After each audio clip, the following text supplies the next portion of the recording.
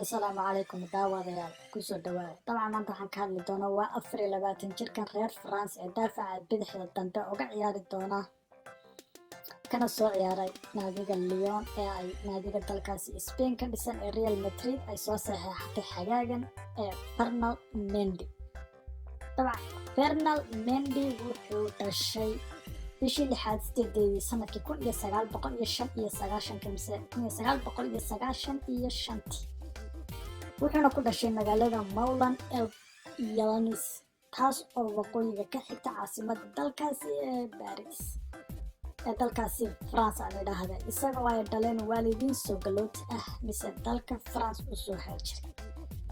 Mendy hooyadii ayaa kasoo jeeda dalkaasi ku yaala galbeedka qaaradeena Afrika ee Guinea halka aabihiina uu kasoo jeedo dalka isla galbeedka Afrika ku yaala ee Senegal. Fernand Mendy ayaa runtii arrin carruur kasta ku habsan kartaa ay ku habsatay markuu ahaa da'da 11 kaas oo waayay tiir ka mid ah labadiisii tiir ee nolosha waa aabihii kaas oo waqtigaasi dhintay. Qoyska reer Mendy ayaa dhulka galay kuwaas oo daawaha ku siqay markuu aabahood uu noloshoodii ka baxay wuxuuna ku barbaaray nolol adag balse wuxuu ku fikiri jiray oo ay riyadiisu ahayd in uu mar uun gaaro heerka ay kubadda ka gaareen laacibyada kasoo jeeda dalkaasi France kuwaas oo kala ahaa Zinedine Zidane iyo welibana Lilian Thuram. Labada laacibba ay ahaayeen laba laacib oo dabcan dhammaadkii qarnigii 20aad iyo welibana bilowgii qarnigii 21aad aad looga dambeyn jiray welibana ciyaartooyo badan oo caalamka haddaan maanta soo qaato Eden Hazard oo dabcan aad u xiiseyn jiray Zinedine Zidane maantana labadooduba riyadooda rumowday in ay dabcan laacibka ku fikiri jireen ee Zinedine Zidane oo ay maanta uu yahay coach. isla 3 sano kadib markuu ahaa da'da 11 Mendy waxaa ku dhacay xanuun aad u xanuun badan oo ahaa infectionka miskaha mise hipska kaas oo laacibkan reer France kaba dhigay curyaan laguna riixo kursiga curyaamiinta. Mendy oo taas ka hadlaya ayaa yiri kursiga curyaamiinta ayaa muddo 6 bilood ilaa 7 bilood ku qaatay hosbitaalka dhexdiisa anigoo mar uu naawilayay inaan mar kale lugayo maantana waxaan joogaa dabcan waa naadiga Real Madrid waana arrin cajiibkeeda leh. Mendy ayuu markaasi dhakhtarku yiri mar dambe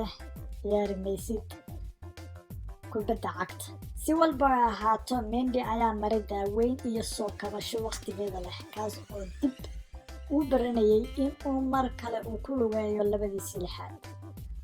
markuu da'da 17 ahaa ayuu dhahay dabcan waqtigana waa waqtigii habboonaa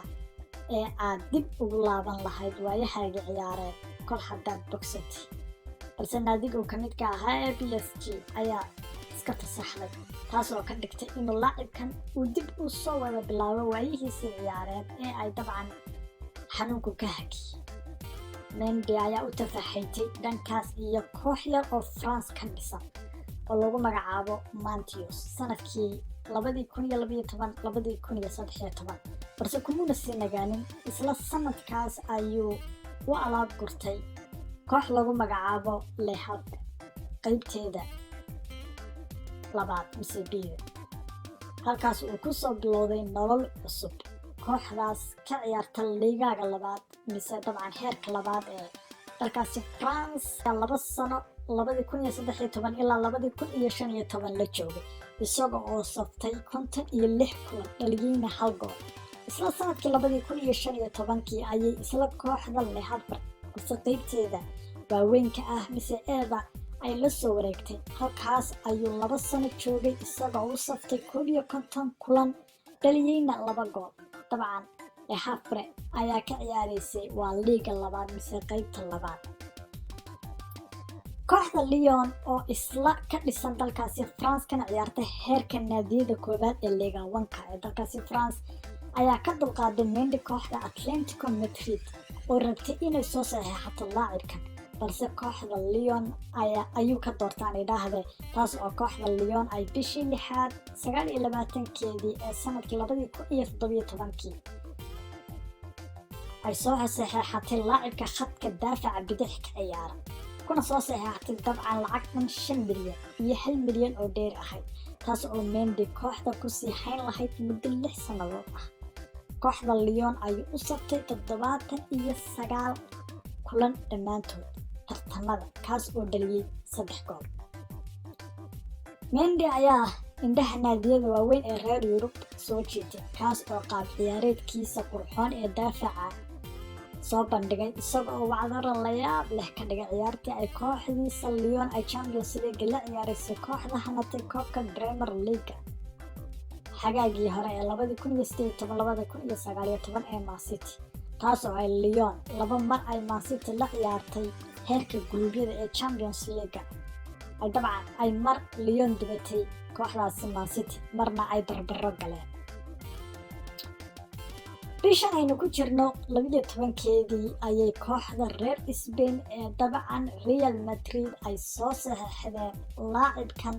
nolosha dabcan qaybo adag ka soo maray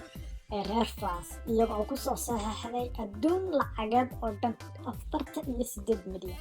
taas oo ka dhigtay Mendy inuu yahay daafaca labaad ee ugu qaalisan adduunka ee dhanka bidixda dambe ka ciyaara. Real Madrid ayaa muddo 10 sano ka hor sidoo kale Lyon ka soo saxeexatay laacibkeeda Karim Benzema. dabcan waanad garan karaysaa in labada kooxoodii ay leeyihiin ganacsi wanaagsan oo ka dhexeeyaan idhaahde. laacibkan reer France ee Mendy ayaa lagu wadaa inuu bedel wanaagsan u noqon doono laacibka dalkaasi Brazil ka soo jeeda una ciyaara Real Madrid ee dabcan howlgabka soo noqonaya ee Marcelo oo kaga soo biiray Real Madrid kooxda ka dhisan dalkaasi Brazil ee Fluminense sanadkii 2007 ayaa dabcan dad badan waqtigaasi Marcelo aad u ammaaneen kuna tilmaameen inuu noqon doono bedelka ugu wanaagsan ee dabcan waqtigaasi bedeli doono laacibkii weynaa ee Real Madrid ee Roberto Carlos kaasoo ay dabcan Marcelo isku boos ay ka wada ciyaaraan kana soo jeedaan hal wadan. dabcan Roberto Carlos oo waqtigaas u saftay kooxdaasi Real Madrid 370 kulan isaga oo dabcan kooxdaasina joogay 11 sanadood ayaa dabcan waqtigaasi tan iyo dabcan 2017 ilaa iyo weli alankaas Marcelo ayaa 12 sano uu joogo Real Madrid saftay 343 kulan oo ay dabcan hadda waayihiisii ciyaareed ay gabaabsi soo taagan yihiin laguna wado inuu xagaagan saaxiibkiisii waayo ee Cristiano Ronaldo ay ku midoobaan kooxdiisaasi Old Trafford aan idhaahde Old Lady ka ciyaarta ee Juventus. Mendy ayaa dabcan noqon doona dooqa koobaad ee macallin Zidane waa hadduu dabcan Marcelo ka xuleelo kooxda Real Madrid walow ayna ila muuqan inuu Marcelo uu dabcan u bixi doono balse Mendy qaab ciyaareed wanaagsan oo tayo leh buu soo bandhigo dabcan macallin Zidane nasiib buu leeyahay waayo Marcelo ayuu ku haystaa Mendy waxayna wada sugnaada dabcan Mendy qaab ciyaareed wanaagsan oo sida Roberto Carlos iyo waliba Marcelo muu soo bandhigay.